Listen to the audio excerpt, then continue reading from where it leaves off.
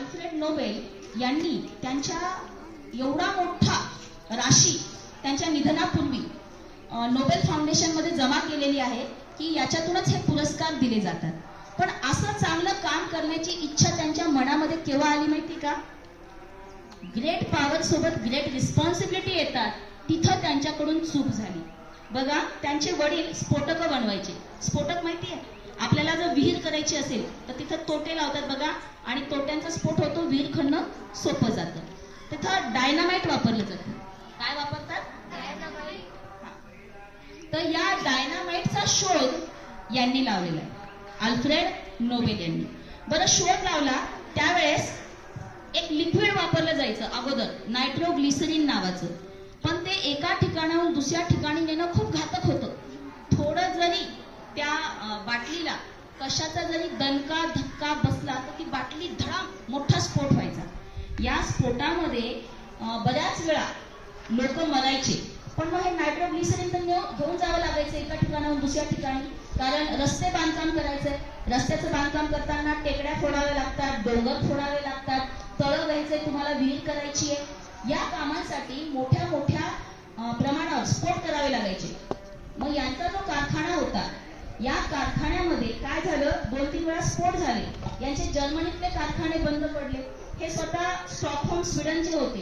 तिथला यांचा कारखाना बंद केला सरकारने आणि शहराच्या बाहेर घेऊन जा म्हणे तुमचे कारखाने, शहरात उभे करायचे नाही. मग याच्यातच स्वतः नोबेल यांनी काय केलं, वाळू असते ना, वाळू आणि ते नायट्रोग्लिसरीन यांचा सोबत प्रयोग केला आणि कोरडे त्यांनी तोटे, आपण त्याला म्हणतो ना असे दिसतात, डायनामाइट बनवलं. आणि मग त्याला कुठूनही कुठं नेणं सोपं झालं.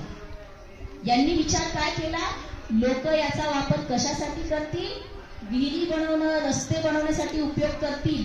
पण प्रत्येक गोष्टीचे चांगल्याच्या अगोदर वाईट उपयोग पुढे येतात. लोकांनी याचा युद्धात वापर करायला सुरुवात केली. बॉम्ब बनवले. याच्यापासून काय बनवले? बॉम्ब. जर ते लिक्विड देणं खूप घातक होतं, पण आता बॉम्ब तर किती कुठे घेऊन जा, लोकांनी दुसऱ्याचे जीव घेण्यासाठी याचा वापर करायला सुरुवात केली. युद्ध अधिक हिंस्र झाले, युद्ध अधिक भयानक झाले. आणि याच्यातच एकदा एका कारखान्यामध्ये त्यांचा भाऊ होता लुडविग नावाचा, त्याचं निधन झालं आणि पेपरला एक बातमी आली. मेला कोण होता?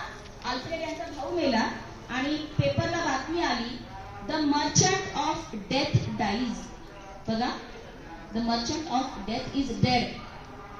मृत्यूचा सौदागर मेला. आणि ही बातमी त्यांनी सकाळी सकाळी स्वतः वाचली. मी मेल्यानंतर मला जग कसं लक्षात ठेवणार आहे? जो माणूस इतरांना मारायचं सामान विकत होता, माझी ओळख काय? तर मी मर्चंट ऑफ डेथ आहे, मला मृत्यूचा व्यापारी म्हणतायत. हे त्यांना खूप वाईट वाटलं की मी याच्यासाठी तर डायनामाइट बनवलं नव्हतं, आता लोक त्याचा गैरवापर करतात, मग काय करावं? त्यांनी प्रचंड पैसा कमवला होता, कारण डायनामाइट देश विकत घेतात, मोठे मोठे सरकार विकत घेतात, प्रचंड पैसा होता त्यांच्याकडं.